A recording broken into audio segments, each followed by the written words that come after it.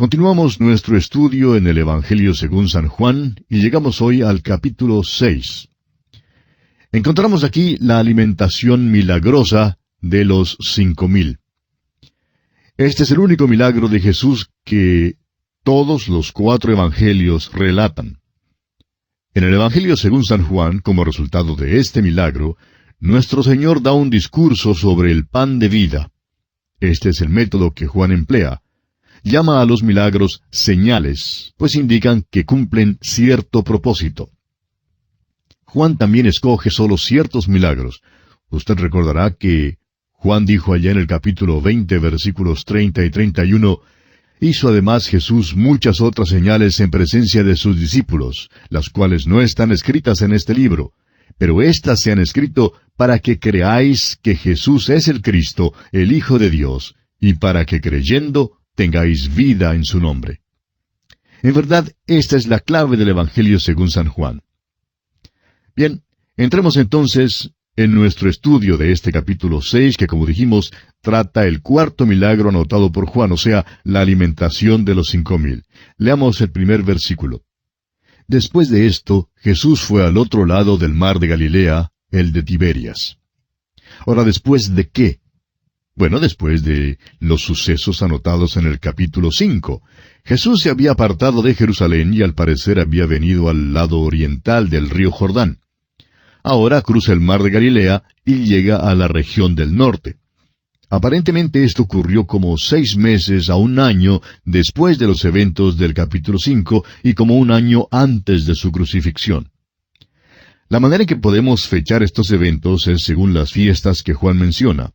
Como ya hemos dicho, Juan relaciona el Evangelio con un calendario y un mapa de la topografía de la tierra. De esa manera, Juan explica que Jesús, el que vino de la gloria del cielo, el Verbo que fue hecho carne, el que habitó entre nosotros, caminó junto al mar de Galilea y fue hasta Caná, a Nazaret, a Capernaum, a Betsaida, a Jerusalén, a Decápolis, etc. Por eso leemos aquí que Jesús se fue al otro lado del mar de Galilea. Ahora pasemos hasta el versículo 4. Y estaba cerca la Pascua, la fiesta de los judíos. Al parecer, Jesús había vuelto a la tierra de Galilea porque en el capítulo 5 había estado en Jerusalén, entrando por la puerta llamada de las ovejas. Por tanto, hay cierto transcurso de tiempo hasta el capítulo 6, cuando Jesús fue al otro lado del mar de Galilea. Volvamos ahora al versículo 2. Y le seguía gran multitud porque veían las señales que hacía en los enfermos. En verdad, esta gran multitud no creyó en él de una manera salvadora, no confiaba en él. Tenía interés en sus milagros y querían hacerle su rey porque él había llenado sus estómagos. Pero amigo oyente, él no va a ser el rey de su estómago. Él es el rey y el señor de nuestras vidas y corazones. Este es el motivo por el cual Juan había dicho allá en el principio que Jesús no tenía necesidad que nadie le diera testimonio del hombre, pues él sabía lo que había en el hombre. No se fiaba de la multitud en Jerusalén, ni tampoco se fiará de esta multitud que ahora se reúne alrededor de él. El mayor interés era y es una curiosidad por ver los milagros que hacía. Leamos ahora el versículo 3. Entonces subió Jesús a un monte y se sentó allí con sus discípulos. El lugar que se señala aquí no es realmente lo que nosotros llamaríamos un monte. Es que en aquella tierra, 1,000 metros es la altura máxima de los cerros, pero aún así son muy escarpados. El monte, que hoy en día señalan como el monte mencionado en este versículo, es un sitio muy bello, y bien pudo haber sido el lugar donde Jesús alimentó a los 5,000. Es un monte situado cerca de la ciudad de Capernaum. Pues bien, Jesús se subió a ese monte y se sentó allí con sus discípulos. La Pascua estaba próxima. Pasemos ahora al versículo 5. Cuando alzó Jesús los ojos y vio que había venido a él gran multitud, dijo a Felipe, ¿de dónde compraremos pan para que coman estos? Felipe era muy quieto, nunca tenía mucho que decir. Nuestro Señor trató de hacerle hablar en esta ocasión en particular. Usted notará que al parecer Felipe y Andrés se habían juntado. Hallamos a Andrés en el versículo 8, dice, uno de sus discípulos, Andrés, hermano de Simón Pedro, le dijo. Ahora, Andrés y Felipe evidentemente eran hombres muy activos, muy ocupados, pero simplemente no hablaban mucho. No se oye hablar a ninguno de los dos. Sin embargo, Andrés es quien trajo a Simón Pedro al Señor, y usted notará más adelante que los griegos vinieron a Felipe y a Andrés cuando querían ver a Jesús. Felipe se juntó con Andrés para enterarse de lo que debían hacer. Por tanto, aquí los hallamos juntos. Ahora, ¿será que nuestro Señor está pidiendo consejo? Amigo oyente, permítanos decirle que Él nunca pidió consejo a nadie. ¿No se ha fijado usted ya en cuanto a esto con respecto a su ministerio? ¿Por qué entonces le hizo esta pregunta a Felipe? Bueno, veamos el versículo 6. Pero esto decía para probarle, porque él sabía lo que había de hacer. Estaba probando a Felipe. De modo que Felipe contempló esa multitud que llegaba a 5,000 hombres, además de miles de mujeres y niños. Calculamos que debe haber habido allí unas 15,000 personas por lo menos. Amigo oyente, esa era una multitud regular, especialmente en aquella tierra y en aquel entonces. Cuando Felipe la vio llegando, no estaba pensando en ningún milagro. Leamos el versículo 7.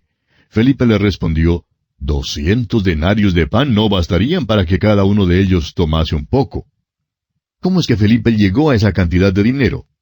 ¿Qué quiso decir con 200 denarios? Bueno, creemos que eso era todo lo que tenían en la tesorería en aquel entonces. Probablemente Judas había dado su informe de tesorería aquella mañana, y eso era todo lo que tenían. Felipe miró pues a esa multitud y luego pensó en lo que tenían en la bolsa de la tesorería y dijo que 200 denarios de pan, pues no sería suficiente para que toda esa multitud comiera. Un denario valía aproximadamente de 16 a 20 centavos de dólar. Aquellos 200 denarios, pues, habrían tenido un valor de entre 30 y 40 dólares. Amigo oyente, no les era posible alimentar a 15,000 personas con solo 40 dólares. Los otros evangelistas nos dicen que los discípulos trataron de aconsejar al Señor Jesús. Quisieron ser miembros de la junta directiva. Le dijeron, ¿por qué no mandas que se vaya la multitud? Pero nuestro Señor les respondió, no voy a mandar que se vayan. Voy a mandar que se sienten en grupos y voy a darles de comer. Usted puede leerlo en el Evangelio según San Lucas capítulo 9. Estos mismos hombres que se habían postulado a sí mismos a la junta directiva, luego los vemos desempeñando el papel de camareros sirviendo a la multitud. Y eso es lo que debían de haber estado haciendo todo el tiempo. Quisiéramos ahora decir algo que nos encontramos en una posición de decirlo. Hay demasiados hombres en la iglesia hoy en día que desean tener un puesto oficial, quieren servir en la mesa directiva, quieren mandar lo que hable el pastor. Pero muchas veces, en primer lugar, no tienen la información que necesitan tener. En segundo lugar, no tienen el discernimiento espiritual y sin embargo quieren hablar. No se dan cuenta de que ellos son los que deben hacer la obra del ministerio. Deben estar testificando para el Señor y sirviendo el pan de vida eterna. Pero por lo general, no están testificando para nada. De modo que el Señor le da la motivación para que hable Felipe, y Felipe dice que no tienen suficiente dinero para comprar pan para toda esa multitud. Felipe y Andrés estaban juntos, y Andrés es el que habla ahora. Leamos el versículo 9. Aquí está un muchacho que tiene 5 panes de cebada y 2 pececillos. Mas, ¿qué es esto para tantos? ¿Se da cuenta? Andrés había estado caminando entre la multitud y había estado estudiando la situación. ¿Puede usted ver allí a Andrés y a Felipe juntos? Felipe dice que el dinero en la tesorería no era suficiente para alimentar a toda esa multitud. Andrés, por su parte, dice que todo lo que pudo encontrar era un muchachito con 5 panes de cebada y 2 pececillos. Ahora, recuerde usted que no se trata aquí de los grandes panes de molde que se venden ahora en los supermercados. Era más bien como los pancitos que se compra por docena, o de aquellos que se usan para las hamburguesas. Eso era todo lo que el pobre Andrés había podido encontrar. Y por tanto, se abatió y pregunta, ¿qué es esto para tantos? Ahora leamos el versículo 10. Entonces Jesús dijo, haced recostar la gente. Y había mucha hierba en aquel lugar, y se recostaron como en número de 5,000 varones. Permítanos dirigir su atención ahora sobre el hecho de que había allí 5,000 hombres. Creemos que sería posible juntar una mujer y un niño con cada hombre y llegar así a la cifra de unas 15,000 personas. Ahora, el Señor Jesús alimentará a la multitud. Y aquí hay algo que creemos es interesante. Si usted tiene 15,000 personas para darles de comer, eso de veras es una responsabilidad grande. Si tiene 5 panes y 2 pececillos, más los 200 denarios, que igualan a unos $40, entonces, amigo oyente, estos son los recursos disponibles. Y permítanos decir que si un comité hubiera entregado un informe de aquellos saberes y de aquella responsabilidad, quizá habrían dicho, no hay nada que se pueda hacer. Alguien ha definido a un comité como un grupo de personas las cuales individualmente no pueden hacer nada, pero que juntas pueden decidir que nada se puede hacer. O también que un comité es un grupo de personas que anotan las minutas y desperdician las horas. Pues bien, aquí está el informe del comité. Tenemos 200 denarios, 5 panes y 2 pececillos. Pero son 15,000 personas las que tienen hambre. Pues no podremos hacer nada. Como usted ve, amigo oyente, lo que les faltaba en esta ecuación son lo que llamamos las matemáticas de un milagro. Les faltaba a Jesús. Amigo oyente, si usted tiene 5 panes, más 2 pececillos, más Jesús, entonces tiene algo. Pero sin Él, no tiene nada, absolutamente nada. Jesús les dijo pues que mandaran a los hombres a que se sentaran, y estos se sentaron. Ahora el evangelista Marcos enfatiza en su relato el hecho de que se sentaron por grupos, es decir, cada uno de los grupos de personas que habían venido de cierta región, todos se sentaron juntos. Puede que se hayan distinguido estos grupos por sus vestidos de cierto color que indicase su región. El caso es que todo lo que hizo nuestro Señor fue hecho decentemente y con orden. Creemos que si usted pudiera haber estado sentado en esa colina, al otro lado de donde estos grupitos se sentaron, habría visto algo muy bello. Debió haber sido hecho con orden porque era nuestro Señor quien lo hacía. Continuemos leyendo ahora los versículos 11 al 13 de este capítulo 6 del Evangelio según San Juan. Y tomó Jesús aquellos panes, y habiendo dado gracias, los repartió entre los discípulos, y los discípulos entre los que estaban recostados, asimismo de los peces, cuanto querían. Y cuando se hubieron saciado, dijo a sus discípulos, recoged los pedazos que sobraron, para que no se pierda nada. Recogieron pues, y llenaron 12 cestas de pedazos, que de los 5 panes de cebada sobraron a los que habían comido. Un profesor universitario de estos liberales, es decir, que no creen en todo lo que Dios ha dejado revelado aquí en su santa palabra, trató de explicar una vez este milagro. Y dijo que era que los discípulos previamente habían reunido estos panes y peces y que los habían guardado en una cueva a fin de que el Señor Jesús simplemente se volviera atrás hacia aquella cueva y luego los discípulos pues simplemente se los pasaban debajo de su brazo, bajo su túnica suelta. Algo así como si fuera un tipo de truco, una abracadabra y luego lo sirvió. Lo único que aquella explicación tenía de malo era que no era práctica. Necesitamos tener más fe para creer tal supuesta explicación en vez de aceptar los hechos tal como realmente ocurrieron. En primer lugar, permítanos preguntarle, amigo oyente, ¿dónde en aquella región encontrarían una panadería que pudiera preparar tantos panes? ¿Y dónde conseguirían tantos peces en tan poco tiempo para esta ocasión? No tenemos indicio alguno de que Andrés y Pedro hubieran estado pescando. Esta explicación, pues, es tan absurda como ridícula, como usted bien puede verlo. La explicación, entonces, es que aquí ocurrió un milagro. Cuando usted incluye a Jesús en esto y lo suma en la columna de los saberes, usted tiene más de lo suficiente.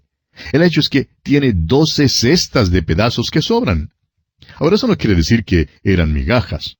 Hay quienes creen que quizá una persona mordía un sándwich y al ver otro más grande, pues ponía el que había mordido a un lado para coger el más grande, y así los pedazos serían aquellos sobrantes que habían sido comidos parcialmente. Pero eso no es verdad, amigo oyente. Había 12 cestas de sobrantes que no habían sido tocados. Ahora, ¿sabe usted lo que eso significa? Significa que la multitud tomó todo lo que quiso comer. Y no nos olvidemos que muchos hombres de aquel entonces sufrían hambre.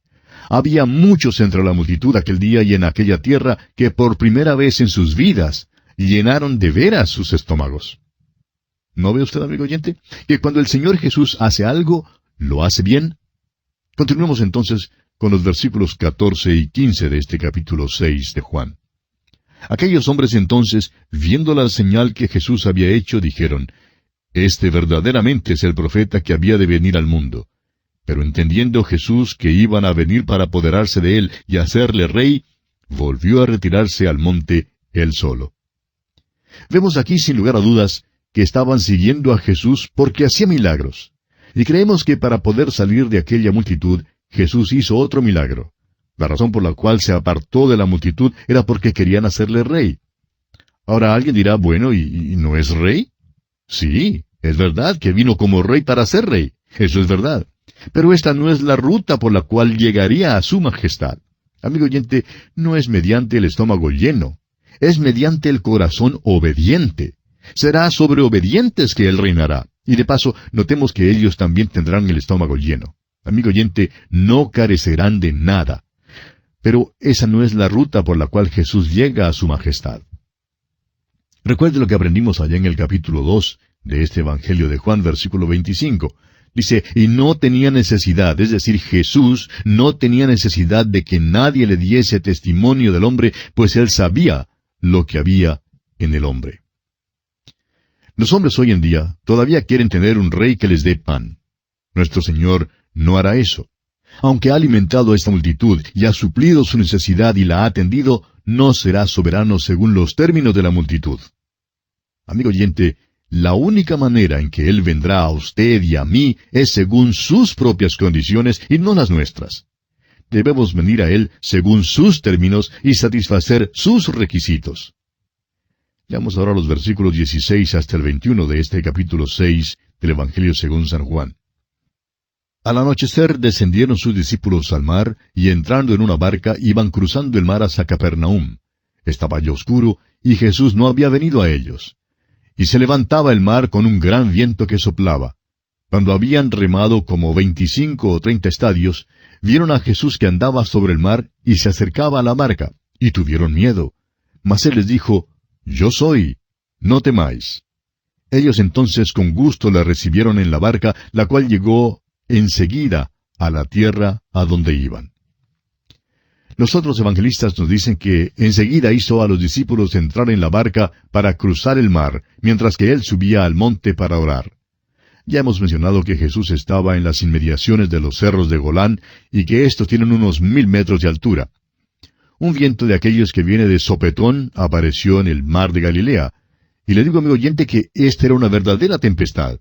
Cuando ya estaban a unos 25 a 30 estadios en el mar, ya estaban a medio camino. Fue en medio del mar que vieron caminar a Jesús sobre el agua. Y tuvieron miedo porque no le conocieron. Y esto es algo, no le reconocieron de ninguna manera. Los críticos que pregonan una teología liberal tratan de explicar este milagro diciendo que la barca permanecía en la tierra y que, por lo tanto, Jesús en realidad andaba por la orilla, pero que los discípulos creían que estaba caminando sobre el agua. Amigo oyente, permítanos decirle que Juan había sido pescador en este mar de Galilea y lo conocía bien. E hizo mención específica de su posición en el mar, a fin de que supiéramos que no estaba cerca, ni mucho menos a la orilla. Ahora Jesús vino hacia ellos en medio de la tempestad, y es así como Él viene a los suyos hoy en día. Siempre se acerca a una persona en la hora de prueba y tristeza. No sabemos por qué es que a veces espera hasta la medianoche, hasta cuando las olas se están agitando. Quizás sea porque este es el único momento en que estamos dispuestos a escucharle. Ahora el versículo 21 concluye diciendo, la cual, es decir, la barca, llegó enseguida a la tierra donde iban. Es posible que Juan quiera decir que sin demora alguna llegaron al otro lado del mar, puesto que el agua ahora se había calmado. Es posible que sea el lenguaje de amor diciendo que con Jesús a bordo y la tempestad calmada, parecía ser que llegaron enseguida. O bien puede ser otro milagro, que al entrar Jesús, la barca cruzó milagrosamente.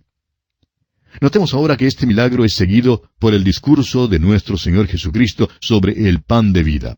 La gente ahora comienza a buscarle, pero sin encontrarle, y descubren que el Señor Jesucristo y los discípulos se habían marchado. Continuamos hoy estudiando el capítulo 6 del Evangelio según San Juan. Y en nuestro programa anterior consideramos la alimentación milagrosa de los 5,000. Y dijimos que en realidad había como unas 15,000 personas. Después de este milagro encontramos el discurso de nuestro Señor Jesucristo sobre el pan de vida. La gente ahora comienza a buscarle, pero sin encontrarle. Descubren que tanto el Señor Jesucristo como sus discípulos se han marchado. Comencemos pues leyendo los versículos 22 al 24 de este capítulo 6 del Evangelio según San Juan. El día siguiente, la gente que estaba al otro lado del mar vio que no había habido allí más que una sola barca y que Jesús no había entrado en ella con sus discípulos, sino que éstos se habían ido solos. Pero otras barcas habían arribado de Tiberias, junto al lugar donde habían comido el pan después de haber dado gracias al Señor. Cuando vio pues la gente que Jesús no estaba allí, ni sus discípulos, entraron en las barcas y se fueron a Capernaum buscando a Jesús. Al parecer, Jesús y sus discípulos habían llegado de la parte sur del mar de Galilea, y parece que Jesús había alimentado a la multitud cerca de Tiberias. Luego habían llegado por barca a Capernaum. Ahora esta es la primera vez que Juan usa la expresión después de haber dado gracias al Señor. Y esta es también la primera vez que Juan lo llama Señor. Como ya hemos visto, la palabra corriente aquí para él es Jesús. Él es el Verbo hecho carne. Ahora, ¿quién es ese Verbo? Pues es Jesús. El ángel dijo, y llamarás su nombre Jesús, porque él salvará a su pueblo de sus pecados. Ahora, lo que realmente quería toda esa gente era saber cómo le había sido posible a Jesús apartarse de ellos. Leamos los versículos 25 y 26. Y hallándole al otro lado del mar, le dijeron, Rabí, ¿cuándo llegaste acá? Respondió Jesús y les dijo, de cierto os digo que me buscáis, no porque habéis visto las señales, sino porque comisteis el pan y os saciasteis. Jesús, note usted, no responde directamente su pregunta. Penetró debajo de la superficie del verdadero motivo por el cual le buscaban. La palabra que usó no era literalmente pan, sino forraje. Dice que comieron el forraje y que quedaron saciados. Su único interés era el de llenar el estómago. Entonces le dice aquí en el versículo 27, Trabajad no por la comida que perece, sino por la comida que a vida eterna permanece, la cual el Hijo del Hombre os dará, porque a éste señaló Dios el Padre. Permítanos, amigo oyente, poner esto en un lenguaje más corriente. Esta no es una traducción, sino más bien una manera de sacar el sentido. Permítanos decirlo así. Dejad de trabajar por la comida que perece, pero trabajad por la comida que permanece para la vida eterna, la comida que el Hijo del Hombre les dará, porque en él Dios el Padre ha puesto su sello. Usted recordará que este es el mismo tipo de acercamiento que nuestro Señor usó con la mujer samaritana allá junto al pozo. En aquella ocasión, Jesús se constituyó en el agua de vida, y aquí Él es el pan de vida. Y esas dos cosas son esenciales. El pan y el agua son muy importantes para poder mantener la vida. Él es tanto el pan como el agua. Y note usted que Él es estas dos cosas ordinarias. También es el Verbo, y el Verbo fue hecho carne. ¿Cómo entonces podemos conocer a Dios y qué podemos saber acerca de Dios? Jesús, el Verbo, llega a donde estamos y nos toca y se comunica con nosotros de una manera que podemos entender. Él dijo que Él es el agua y que Él da agua viva. Dijo también que Él es el pan. Ahora nosotros sabemos lo que es agua y sabemos lo que es el pan. Y ahora el versículo 28 dice, entonces le dijeron, ¿qué debemos hacer para poner en práctica las obras de Dios? En otras palabras, están preguntando en cuanto a lo que pueden hacer para ser salvos. Quieren hacer algo porque el hombre siempre ha creído que si simplemente pudiera ocuparse en hacer alguna cosa, podría ser salvo. El hombre se cree enteramente capaz de lograr su propia salvación. Se cree competente para hacerlo y cree que Dios va a aceptar sus obras. Pero fíjese usted, amigo oyente, con cuidado, lo que es la obra de Dios. Leamos el versículo 29. Respondió Jesús y les dijo, esta es la obra de Dios, que creáis en el que Él ha enviado. ¿Se fija usted? La obra de Dios no consta en hacer lo que es mandado por Dios, sino en aceptar lo que ha sido hecho ya por Dios. En otras palabras, es lo que Dios ha hecho y no lo que usted hace. Es la obra de Dios y no las obras del hombre. Y esta es la obra de Dios, que creáis en el que Él ha enviado. Él está diciendo que Dios provee la comida. Él es quien ha provisto esa comida para nosotros hoy en día, y nosotros debemos comer de ella. Él extiende una invitación a un banquete. Él dice, vayan a las salidas de los caminos para decirle a todo el mundo que están invitados a venir. Es una comida gratis, pero sucede que es una comida espiritual. Notemos ahora la respuesta de esta gente aquí en el versículo 30. Le dijeron entonces, ¿qué señal pues haces tú para que veamos y te creamos? ¿Qué obra haces? Permítanos decir, amigo oyente, que esto revela la dureza del corazón humano. Aquí estaban los hombres que habían sido alimentados milagrosamente por nuestro Señor Jesucristo cuando Él alimentó a los 5,000, y ellos ahora le dicen, danos señal, ¿qué obra haces? En otras palabras, no querían creer en Él de ninguna manera. Y ahora hablan en cuanto al pan material. Leamos los versículos 31 al 33. Nuestros padres comieron el maná en el desierto, como está escrito, pan del cielo les dio a comer. Y Jesús les dijo, de cierto os digo, no os dio Moisés el pan del cielo, mas mi Padre os da el verdadero pan del cielo. Porque el pan de Dios es aquel que descendió del cielo y da vida al mundo. Vemos aquí que ellos dicen que Moisés le dio maná al pueblo. Pero la verdad es que Moisés no fue quien les dio el maná, sino Dios. Y no fue una comida que les dio una sola vez. Dios les alimentó todos los días durante 40 años. Ahora esta gente quiere ser alimentada, y eso es lo que buscan. Y Jesús les asegura que el maná daba vida en aquel entonces y que era un regalo de Dios. El maná les dio la vida física a los que viajaban por el desierto, pero el Señor Jesús da la vida espiritual. Continuemos con el versículo 34. Le dijeron, Señor, danos siempre este pan. La reacción de estas personas es idéntica a la de la mujer samaritana. Ella pidió agua, pero estaba realmente pensando en el agua del pozo, pues ella dijo que jamás tendría que venir al pozo para sacar agua de nuevo. Nuestro Señor pasó algunos momentos levantando y desviando el pensamiento de esta mujer samaritana de aquel pozo hacia el agua espiritual. Y aquí también hace un esfuerzo similar por cambiar los pensamientos de estas personas de su hambre física hacia su necesidad del pan espiritual que da vida espiritual. Leamos el versículo 35 de este capítulo 6 de Juan. Jesús les dijo, Yo soy el pan de vida. El que a mí viene nunca tendrá hambre, y el que en mí cree no tendrá sed jamás.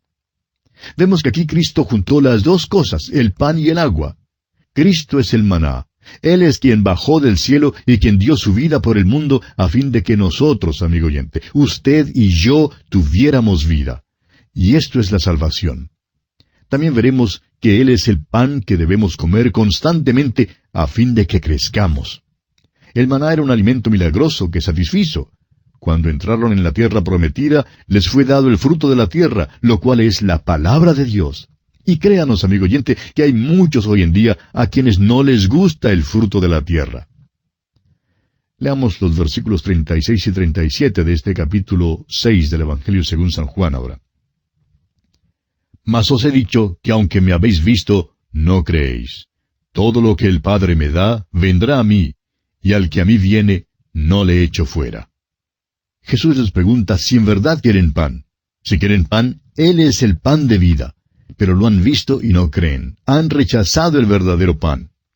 El versículo 37 es muy importante. Hay muchos argumentos teológicos hoy en día en cuanto a la predestinación y al libre albedrío. No nos proponemos reconciliar estas dos doctrinas porque, bueno, no nos es posible hacer esto. La predestinación y el libre albedrío son dos doctrinas que se encuentran en este versículo. Dice, todo lo que el Padre me da, vendrá a mí. Y esto declara la verdad de la predestinación. Pero espera un momento. La próxima frase dice, y al que a mí viene, no le echo fuera. Y también esto es verdad. Jesús enseña aquí que Dios respeta nuestro libre albedrío. Amigo oyente, las dos son verdades, pero no sabemos cómo reconciliarlas. El Padre me da, es verdad, pero uno tiene que venir. Y al parecer, los que vienen a Jesús son los que el Padre le da. Usted y yo, amigo oyente, estamos aquí abajo y no vemos lo que pasa en el cielo. No sabemos cómo es que Dios maneja este calculador de la predestinación. El hecho es que no comprendemos cómo funciona ninguna máquina calculadora. Pero estamos seguros que Dios es quien oprime el botón. No lo comprendemos, Pero también sabemos esto, que Dios nos ha dado a cada uno, a mí y a usted, amigo oyente, un libre albedrío, y que somos responsables de cómo lo ejercemos. Se cuenta que el gran predicador Spurgeon predicaba que todo aquel que quiere puede venir. Y así también predicamos nosotros. Alguien le dijo a Spurgeon una vez, si yo creyera como tú crees en cuanto a la predestinación, yo no predicaría como tú. A esto Spurgeon respondió, si el Señor hubiera puesto una raya amarilla en las espaldas de los predestinados, yo saldría por la calle alzando las camisas de las personas y al hallar a aquellos que tuvieran la línea amarilla, pues les daría el mensaje del Evangelio. Pero Dios no lo hizo así. Me dijo que fuera a predicar a toda criatura, y todo aquel que quiere puede venir. Esto es lo que dice Jesús en nuestro versículo. Y al que a mí viene, no le echo fuera. Por tanto, amigo oyente, se puede discutir en cuanto a la predestinación todo lo que se quiera, pero siempre se puede venir. Y si uno viene, tiene la promesa solemne de Cristo mismo de que no le echará fuera.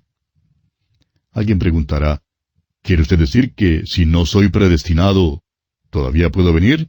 Amigo oyente, si usted viene, será predestinado. ¡Cuán tremendo es eso! Continuemos ahora con el versículo 38 de este capítulo 6 de Juan. Porque he descendido del cielo no para hacer mi voluntad, sino la voluntad del que me envió. ¡Cuán maravilloso es esto, que la voluntad de Dios sea que usted venga! Sí, amigo oyente, esta es la voluntad de Dios y de eso estamos seguros.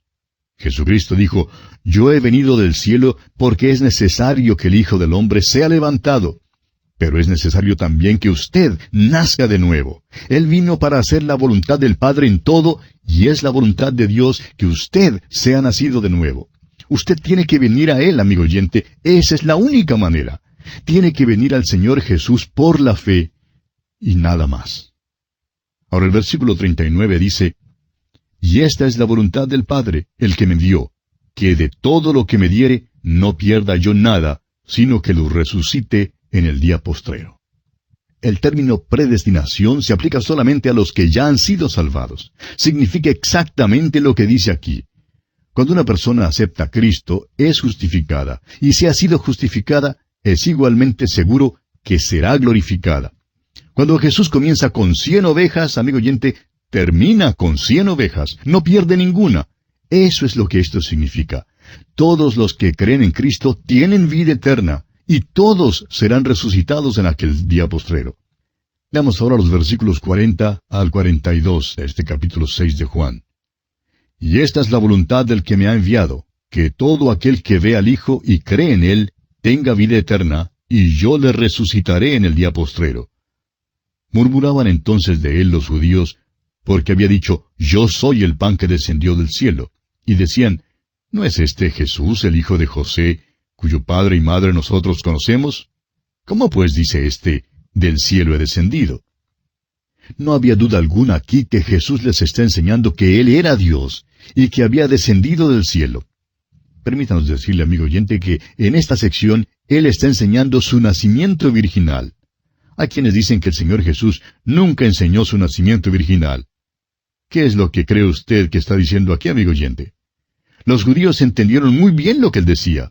Preguntaron cómo podía ser verdad lo que Él decía, siendo que conocían a su padre y a su madre. ¿Cómo podía haber bajado del cielo? Bueno, fue por su nacimiento virginal. Como el ángel le dijo a María, fue el Espíritu Santo quien concibió aquel santo ser en ella. Esta sección aquí mismo es un complemento o una confirmación del nacimiento virginal y necesita ser añadida a las otras porciones de la Escritura que lo tratan. Comienza aquí en el versículo 38. He descendido del cielo. Esa es la historia de la Navidad. Glorias magníficas Él dejó para buscarme a mí. Solo su incomparable amor le hizo venir aquí. Vino de la gloria del cielo, descendió del trono para ascender a la cruz por usted y por mí, amigo oyente. Esto lo hizo mediante el nacimiento virginal. Esa es la historia de la Navidad, y amigo oyente, no habría ninguna historia navideña sin este nacimiento virginal. Aquí pues, los que escuchaban a Jesús entendieron inmediatamente y preguntaron, bueno, ¿y no es este Jesús el hijo de José? Ellos creían que conocían a su padre y a su madre, pero la verdad es que no los conocían. porque Jesús no era el hijo de José. Él había descendido del cielo. Continuemos con los versículos 43 y 44. Jesús respondió y les dijo, «No murmuréis entre vosotros. Ninguno puede venir a mí si el Padre que me envió no le trajere, y yo le resucitaré en el día postrero». Esta es la elección divina. ¿Quiere usted que se la expliquemos? No se la podemos explicar. Dios le hace a usted responsable de ello, y usted sabe que es responsable. Sabe ahora mismo que usted es el que tiene que decidir si va a venir a Jesús o no. El Señor continúa hablando en el versículo 45 y dice, «Escrito está en los profetas, y serán todos enseñados por Dios. Así que todo aquel que oyó al Padre y aprendió de él, viene a mí». Son casi innumerables los pasajes en el Antiguo Testamento que se refieren a esto. Por ejemplo, Isaías 54:13 dice, «Y todos tus hijos serán enseñados por Jehová, y se multiplicará la paz de tus hijos». En el capítulo 60, versículos 2 y 3, Isaías declara, «Porque he aquí que tinieblas cubrirán la tierra, y oscuridad las naciones, mas sobre ti amanecerá Jehová, y sobre ti será vista su gloria. Y andarán las naciones a tu luz, y los reyes al resplandor de tu nacimiento». Hay estas y muchas otras declaraciones que dicen que ellos podían acudir a Dios y que usted puede venir a Él. Y estas verdades son maravillosamente claras. El profeta Malaquías dice en el capítulo 4, versículo 2 de su profecía, «Mas a vosotros los que teméis mi nombre, nacerá el sol de justicia, y en sus alas traerá salvación. Y saldréis y saltaréis como becerros de la manada». Esta es otra referencia clave a esta verdad. Cada hombre que oye al Padre y aprende de Él, vendrá a mí. Eso es lo que se está diciendo aquí. Esta es la verdad central en todos estos pasajes. Si usted, amigo oyente, escucha la palabra de Dios, entonces vendrá a Cristo. El resto de este capítulo 6 del Evangelio según San Juan es tan importante que no nos atrevemos a considerarlo solo en forma general y superficial. Sin embargo, debido al tiempo de que disponemos, solamente nos es posible hacerle notar las cosas descollantes o sobresalientes. Leamos entonces los versículos 46 y 47. «No que alguno haya visto al Padre, sino aquel que vino de Dios, éste ha visto al Padre. De cierto os digo, el que cree en mí, tiene vida eterna». El único que ha visto al Padre es el Señor Jesucristo. Y Él aclara sin lugar a dudas que cualquiera que cree en Él, tiene vida eterna. Esto, amigo oyente, no puede ser expresado de una manera más clara. Continuemos con los versículos 48 al 51 de este capítulo 6 de Juan. «Yo soy el pan de vida. Vuestros padres comieron el maná en el desierto y murieron. Este es el pan que desciende del cielo, para que el que de él come, no muera. Yo soy el pan vivo que descendió del cielo. Si alguno comiere de este pan, vivirá para siempre. Y el pan que yo daré es mi carne, la cual yo daré por la vida del mundo». Él vino a esta tierra como el Verbo hecho carne, y va a la cruz para entregar allí su vida humana, como un sacrificio para pagar los pecados suyos y los míos. Alguien dirá, eso es demasiado vívido y fuerte. Y eso era lo que decían también en aquel entonces. Note usted lo que dice aquí el versículo 52 de Juan 6. Entonces los judíos contendían entre sí diciendo, ¿cómo puede éste darnos a comer su carne? Claro es que pensaban en su carne literal. Pero note usted la respuesta de Jesús aquí en los versículos 53 hasta el 58. Jesús les dijo, de cierto os digo, si no coméis la carne del Hijo del Hombre y bebéis su sangre, no tenéis vida en vosotros. El que come mi carne y bebe mi sangre, tiene vida eterna, y yo le resucitaré en el día postrero. Porque mi carne es verdadera comida, y mi sangre es verdadera bebida. El que come mi carne y bebe mi sangre, en mí permanece, y yo en él. Como me envió el Padre viviente, y yo vivo por el Padre, asimismo el que me come, él también vivirá por mí.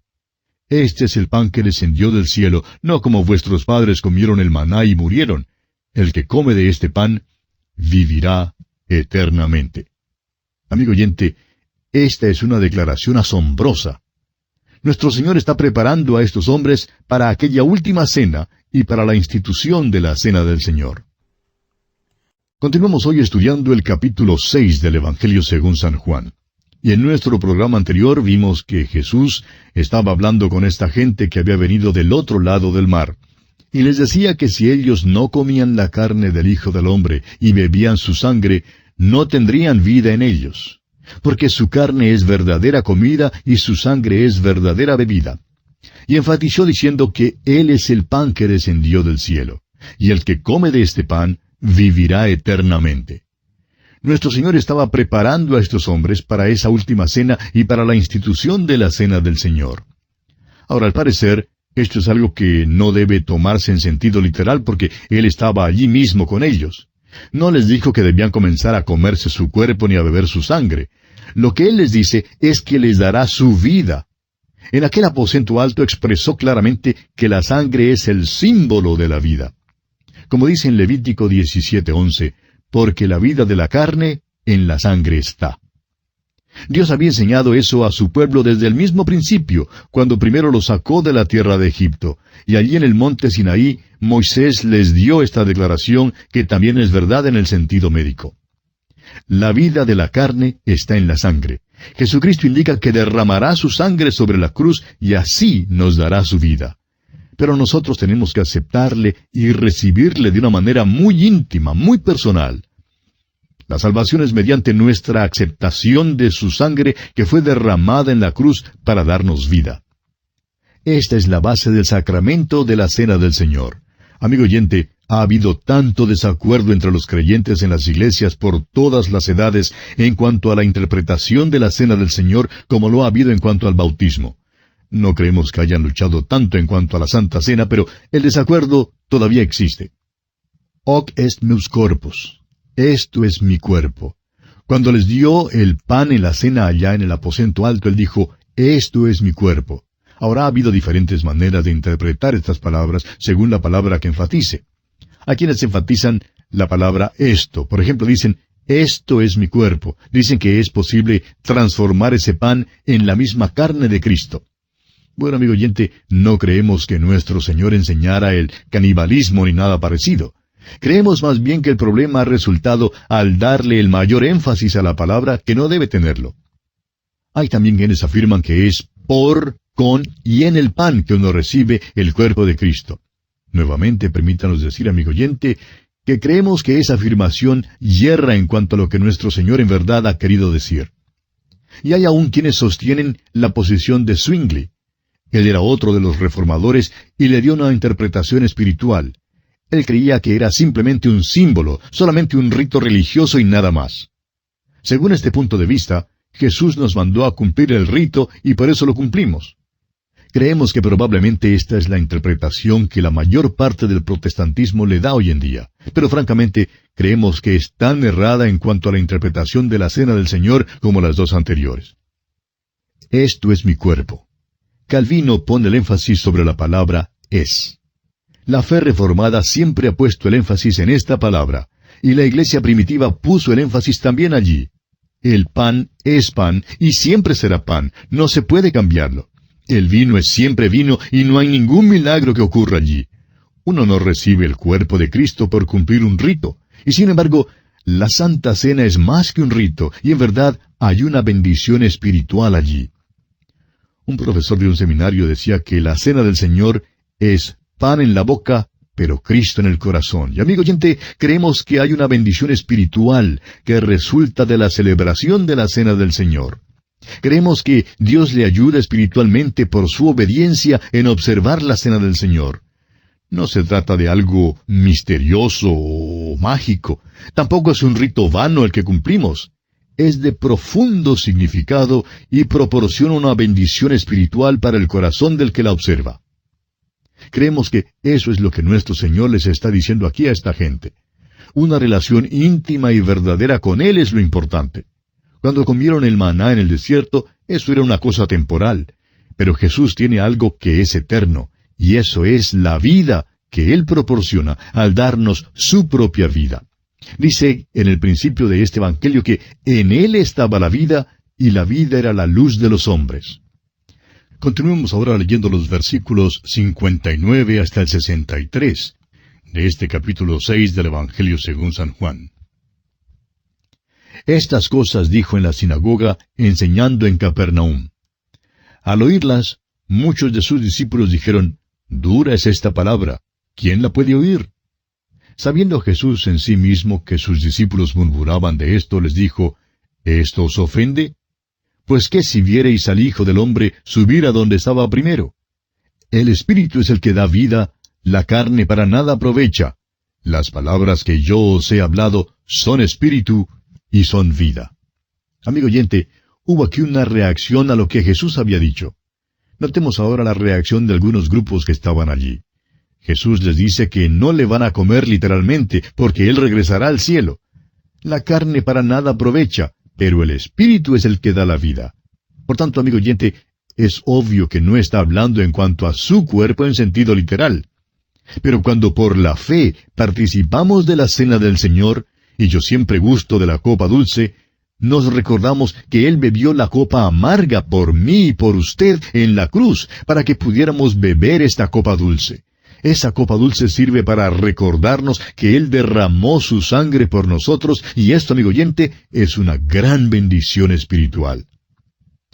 Las palabras que os he hablado son espíritu y son vida, dice el versículo 63. Siempre que hemos participado en un servicio en el cual se sirve la cena del Señor, se ha leído porciones de la palabra de Dios y nos parece una práctica procedente y apropiada, pues la palabra de Dios bendice los corazones de los hermanos. ¿Por qué? Porque las palabras del Señor Jesús son espíritu y son vida. Continuemos ahora con los versículos 64 y 65 de este capítulo 6 del Evangelio según San Juan. Pero hay algunos de vosotros que no creen, porque Jesús sabía desde el principio quiénes eran los que no creían y quién le había de entregar. Y dijo, «Por eso os he dicho que ninguno puede venir a mí si no le fuere dado del Padre». Pero recuerde usted ahora que tiene que juntar con estas palabras la frase, «Todo aquel que cree puede venir», porque depende de usted, amigo oyente.